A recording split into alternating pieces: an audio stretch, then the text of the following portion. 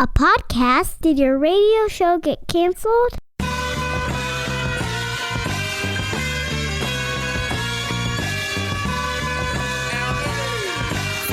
Fire. Low down and filthy, but the discipline is on point. Schooled myself, made my own dojo. A cold flow with the whole dose of soul. Maintain composure, even in theory. An anomaly, properties undiscernible to me. This week on the Pizza Planner Show, we talked to a young woman who has who's restarted her financial life basically from scratch in 2009. Now she's got to figure out what's next. What are the priorities? What's the primary priority? When there are so many priorities going on, sending kids to college, retirement, housing. She lives in an expensive area. And she joins us now. Hello, Lucy. Hello, Pete. Thanks for having me. My pleasure. Did I just summarize that somewhat appropriately? You did that perfectly. Oh, well, I'm fishing for compliments. How's my hair look today? Don't answer that. It's balding. There you go. So 2009, I mentioned this year. What happened in 2009 that caused you to restart this whole thing? I went through a divorce and unfortunately was left holding everything financially, from a house to bills to my ex's car, pretty much everything. He didn't pay, so it came back onto me. So I ended up trying to go through a foreclosure or a short sale. They denied it, ended up foreclosing. Thought my only way out was a bankruptcy, and went through that and have just started over from nothing to where I am today, raising two kids. So it's been quite a financial journey. Yeah, so 9 years ago, you have two daughters. Here's how the show works. I occasionally make up facts about people. I feel like you have a daughter that's 13 and one that's 11, or did I completely make both of those things up? That is correct. I'm right? Nicole, can you write that down that I'm right? I'm very rarely correct. Okay, so they were, 4 and 2 when this is all going down? Just about 3 and, almost 2. And now 3.5 you're 45 years old. Let's learn some stuff about you. You're 45 years old. Nicole is showing us your numbers now. Your gross annual income is $105,000. Your net monthly income is about $5,000. You have $250,000 saved, dare I say, from scratch, right? Right. Yes. $1,300 a month away. You've got $21,000. This is a hell of a comeback story, Lucy. I'm sort of into this. Is that good? I thought I wasn't doing enough. I'm so afraid I'm constantly behind the ball on everything. Well, so you're what we call a box 2 person around here. So let me explain, because otherwise if I just leave everyone hanging, that's a really weird way to categorize someone. A box 2 is someone who's doing great.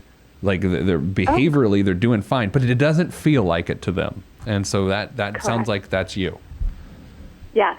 Now, $105,000 is a nice income, and I'm going to throw an except on here, except for the fact that you're in one of the highest expense places to live in the country. Yes. So how's that work? $105,000. Oh, I could do my little calculator thing here that Nicole and I were doing. We're going to do a cost of living calculator so it gives some context. Can I say the city in which you live? Are you comfortable with that? Yes. Yes, we pay a high sun tax here. Okay, so you are in San Diego. All right, so I'm pulling this up. Everyone waiting there on the show, waiting for me to do my work. Just stand by. Okay, so if in Indianapolis, where this show is more or less filmed out of, $50,000 income, to earn the equivalent of $50,000 in San Diego, a person would have to earn $79,204. So about 25% more. Cost of living is actually 58% higher. I'm really good at numbers here today. 58% higher in San Diego. So that 100,000 is really like around the 70 range, 70, 75 in a normal market. Does that make sense? It does. Which is a couple things going on here. Number one, I like your $250,000, but to that same tune, if you continue to live out there in retirement, you can stretch your dollars a lot thinner out there because they buy a lot less. Do you think you'll retire in the area in which you live? I know you're only 45, but have you thought about that? I love it here. I'm an East Coast transplant, and So there's always the possibility of looking to go back later on, but I don't want to deal with snow, sleet, freezing rain. I like the sun, and so I don't know. It's hard to say, and I think that's one thing I constantly worry about with retirement is being able to afford to live here. So let's air our grievances. What are the main things that you feel like you're pulled in different directions? You got retirement, right? That one's pretty obvious. Right. Right. What else? And then renting versus buying. Of course, going through the foreclosure and starting over, I've never been able to have enough for that down payment. And I rent now, and I feel like I will just never be in a place financially to save up enough to afford a mortgage. And then, of course, on top of that, I'm also saving for my kids' college, and I don't want to stop that because I want to help them as much as I can, but I know that's probably hindering everything else as well because I am putting so much towards that a month. All right. So, and is there any more? Because those are three, the biggest ones you can have. Is there any more? No, I'm debt-free. I paid off my car a year ago and went by a very cash budget. I keep myself on a cash budget so that I can stay in line with everything else. So I don't have the debt, just other expenses that come up here and there. So. All right, so let's tackle these one at a time. Let's first look at retirement because you brought it up first. Let's look deep into the future based on what you're doing now. You will be a millionaire, so that's good news. Okay. And you will be a millionaire, oddly enough, on my dad's birthday. So March 31st, 2031. So that is 13 years from when we were filming this, last Saturday. 13 years, 2031, March 31st. Does that seem like it's coming up fast, or does that seem possible, or what do you think?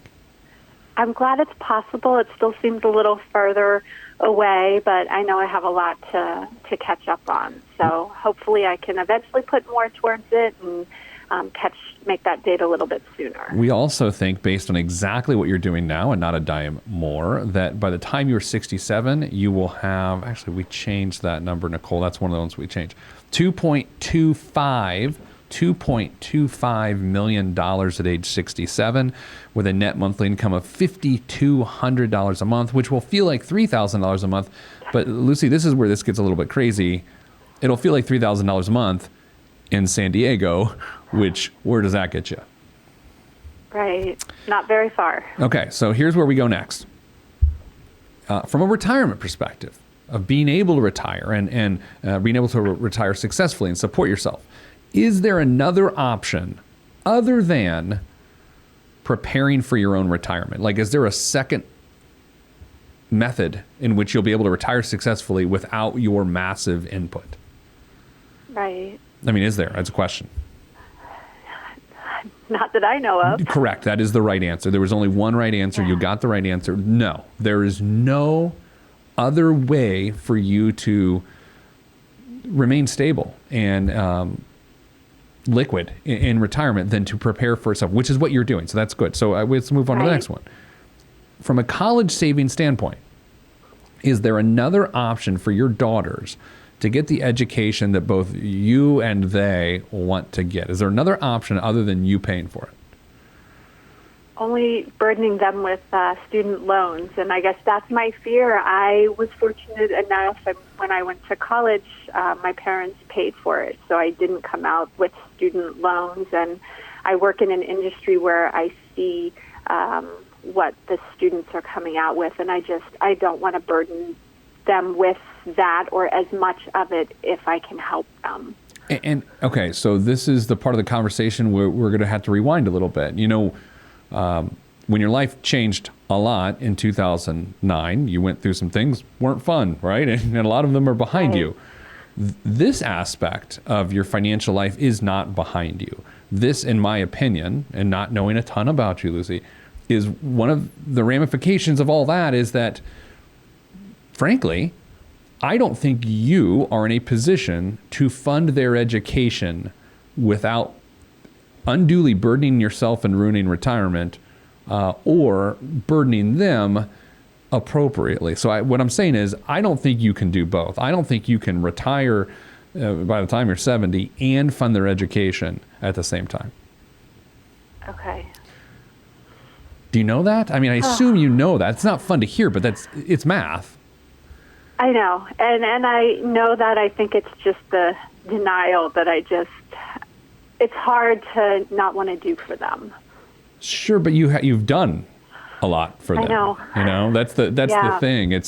Now there's an option. There is an option. You've saved what, $25,000 already for them? Well, yes. In their 529, there's 25,000, and then I also put money aside in just a savings account for them.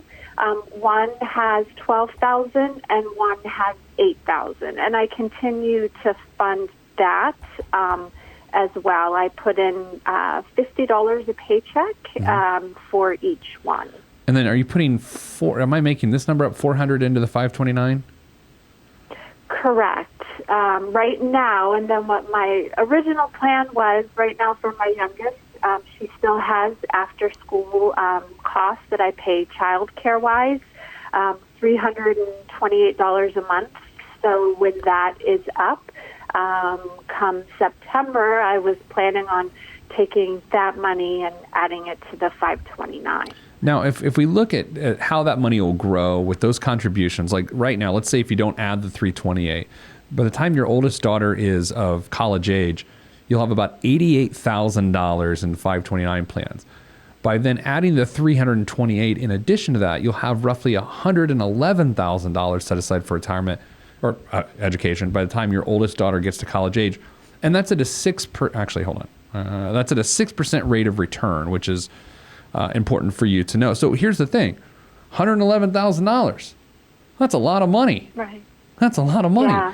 So it depends, like, where are they going to go? Are they going to go to a private school that costs them $60,000 a year? And if that's the case, that is a problem. You know, do you? No, in-state. Luckily, in-state, I'm hoping to, one of the Cal State UC schools, so something definitely within state. Yeah, to keep the cost down. I think your biggest fear, if I'm you, and this maybe you've thought of this, maybe you haven't, is how do you prevent yourself from taking on student loans on their behalf at any point during the process? Because not only does that mean that they've maxed out student loans, because for you to take on student loans for them means that they've taken on the most than they're allowed to take out. So then that only messes up them financially, but then it essentially ruins your retirement. Okay. And I do have their 529 in not an age one, but in all stocks, trying to at least help kind of increase the amount that they were making. I had it in an age fund, but it just didn't seem like it was making as much. Yeah, and it's sort of different strokes for different folks, and it depends what plan you're in. Like, I'm in the age-based ones. I have a 9 and a 6-year-old, and they've been doing amazing. Okay. But again, it's all relative to expectations on that. Okay. The third thing you bring up is housing. And so if you never buy a house, do you have options on how to live comfortably out in the San Diego area? Are there other options than buying a house? The rent just keeps going up. I'm very fortunate where I am, that I've been here for several years, and the owner has not increased the rent, but she could, or if something happens and I had to rent somewhere else, the rent that I'm paying now would increase probably about $500 minimum a month. What are you paying now? $1,750 a month. Okay, so the average 2-bedroom apartment rent in San Diego, according to what I'm looking at, is $2,200 a month. So you're well below market, which is great, right? Right. But of course, the median home price in San Diego is $789,000. Right. So that's why I just feel like, am I wasting time even trying to save up for a down payment? Is it cheaper for me for now to rent? Do I just dump that money maybe into retirement, and then when I'm ready to retire and I can pull that out, look at looking at pulling out a larger amount and maybe just moving somewhere else where I can pay a house or condo or something in cash. It's trying to figure out what's the best financial plan for me and where do I put it for now. What do you think maybe you've done this research, maybe you haven't. What do you think is the lowest dollar amount of a home you could purchase right now in the area in which you live? It's probably about 500, probably about 500, maybe 525. So that would easily double your rent payment, right, as to what you're paying now. Which, I mean, you could do that if you stop saving for retirement and stop saving for college and all those other things, which seems like a bad idea, right? Right. Yes. I think you're in one of those situations that you probably will have to continue to rent. And if at some point in time you have to make the decision to then move out of the immediate area you're in once your career changes and once the girls are out of the house, then that may be where you find yourself, is that housing decision has to get pushed off. I'll also say this. Interest rates are currently rising. Are we on the verge of another economic collapse? I don't know. I mean, it's just as much for you to say as it is for me to say. But I feel like getting into the housing market, which feels like it could be at another bubble, when it would be a stretch, would be a bad idea right now, in my opinion. Okay. So if I do have some extra money, possibly per month, anywhere from $300 maybe up to $500 a month, should I put some of that in my Roth, the 403B I have through work? Because right now I just have about $180 a paycheck going into that. Yeah, I think if you have, it goes back to the priority thing. I think putting money towards housing right now does not make sense. Okay, so let's eliminate that one just for the sake of this conversation. Then it becomes, all right, do I more aggressively fund college or do I more aggressively fund retirement? I don't know. When you include Social Security within what you will have for retirement, you more or less have been able to replace your income at age 67 with what your income is today as we stand here and speak. So that is to say, if you're going to increase anything, I would consider increasing college savings at this point in time. I know I just said there's other options for college and there isn't for retirement, but your retirement's decent. I feel like if you try to take that money and put it towards housing, that would be a mistake. But I feel like you can at least do yourself a favor by putting more into college now with just 5 years to go with your oldest daughter. Okay. Does that make sense? Is this making sense? It does. I think it's just, because I look at what I get over a bank account, and I'm just like, the regular savings account won't really get me anywhere. And if I'm not going to save up to buy a house now, I would rather invest it to where it can really be used to its fullest advantage and make the most money off of it. Yeah, that's why I think saving for a house right now is a mistake. And I also feel like if you need to make sure that you're investing that money for college as opposed to putting it into a savings account. Like, it needs to go in the 529. I highly recommend the age-based portfolio because you're not going to know when to pull out of the market, right? You just aren't. As we speak right now, I mean, the market is in this just complete turmoil. An age-based portfolio takes some of that worry out because it gets a little more conservative as the girls get older and going to school. So I don't know.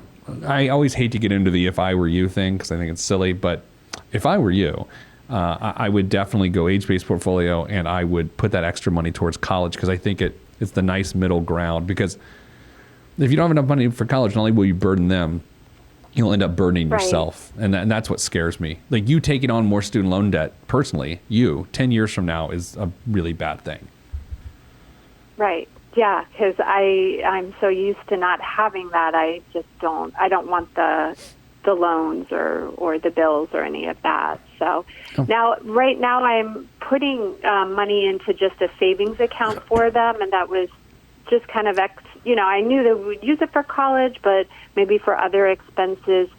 too, is it more beneficial for me to not put it into that and just dump even that into the 529, or is that extra money really not going to make that big of a deal? If you have confidence that they're going to school, like if they're going to college, then I wouldn't put money in a savings account because you need the growth. I mean, you need 6% over 0%, right? You need that growth of the 5 to 10 years that they'll be in that college age. Because if you don't, I mean, it can be tens of thousands of dollars of difference over time. Okay. That's not to and say there's still enough. Don't move the savings you already have there, but I wouldn't actively save a lot into a savings account for them going forward. Okay. And there's still enough time, even with my oldest, for the interest to compound to where it increases above that, what's in there now, that 25,000. Sure, of course. Even if the market takes a huge correction here soon, which arguably it's in the midst of, it doesn't take but 5 years to recover. It's never taken more than 5 years to recover on a down market. So, past performance is not indicative of future performance, but yeah, there's plenty of time. Yeah, there's definitely plenty of time. And is that another reason why it's better to have it in an aged base versus how I have it in the stock? Because it would take a bigger hit with Absolutely. It all in stocks. Yeah, if we go through not that we're not in the midst of a correction right now, but if we really go through a big correction and you're all in stocks, you're going to get just hammered. Okay, then I don't have to look at it obsessively like once a month like I do right now and constantly see where it is and if it's making money. That's what keeps you in the box two, right? You don't want to be box two, which is you're anxious all the time over the good work you're doing. You should be able to enjoy your good decisions. And one of the ways to do that is to stop looking at your investment account all the time. Well, and it sounds like I'm doing better than I thought. I guess I'm always thinking I'm not doing enough, and I had so much to catch up on for all those people who started, when they were 25, and I didn't have all of that, and so felt like it's never enough. I'm never putting enough in. Are you sure you weren't born in the Midwest? Because that's a uniquely Midwest thing to be like, I'm not good enough. Nope, East Coast at heart. So all right, well, who knows? Maybe in a previous life. All right, anything else I can help you with? No, that's good. You've put my mind at ease that I'm in a good place for retirement, and it helps to know college savings versus the house, so I can just keep on the renting for now and focus on that and just move forward from there. Yeah, so. It stinks. The housing situation stinks. I just feel like right now is not the time to take action on that. And again, that's my opinion. But when I retire, I can take out like a large enough amount and just maybe buy something at that time. I wouldn't take an asset and turn, because then it's a balance sheet transfer. You're taking an asset, you're making a purchase, and there's no income creation. I would rather you use income off of that asset, which is your retirement account, to regularly make a payment on something. Like I think that makes more sense. And again, this is not practical, but the real solution is to not retire in the most expensive real estate market in the world. I mean, right. That's sort of part of it. Okay, maybe I'll win the lottery one day. That's a good plan. Yeah. There you go. See, there is always a plan. There's always a plan. I love it. Well, best of luck to you and your girls. Congrats on, a heck of a rebuild. I love it. You've done a great job, so good job. Thank you very much. My pleasure. All right, that's it for this week's Pete the Planner show. San Diego. It's lovely. Yeah, people are like, it's the perfect temperature. And here's the thing. They're right. It always is. That's why it's so expensive. Live here in the Midwest, where it's 70 one day, you get a tornado up your nose. The next day, it's a full blizzard. Because who in the hell wants that? That's it. I'm Pete the Planner. Live somewhere nice.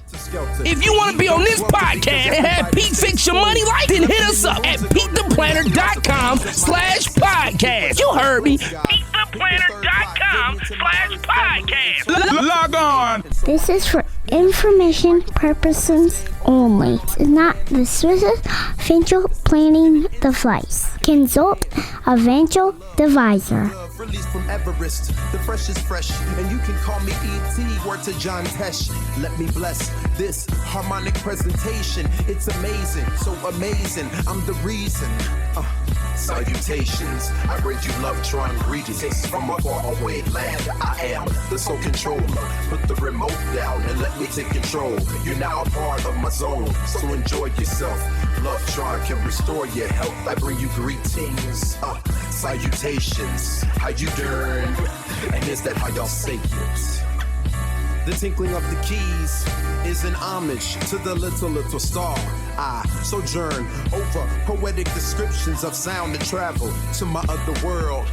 Out of this world, spaceship on my arm took me home, fueled by the ink and the megabytes and the hypertext transfer protocol, stronger than the Skynet and the Terminator. I push faders into warp speed, glide with ease, creating a breeze they call a black hole. Event horizon, no rear view concerns.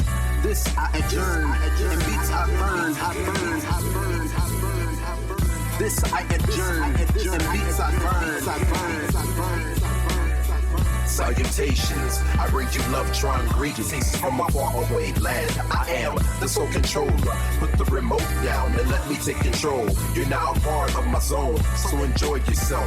Love Tron can restore your health. I bring you greetings, salutations. How you doing? And is that how y'all say it?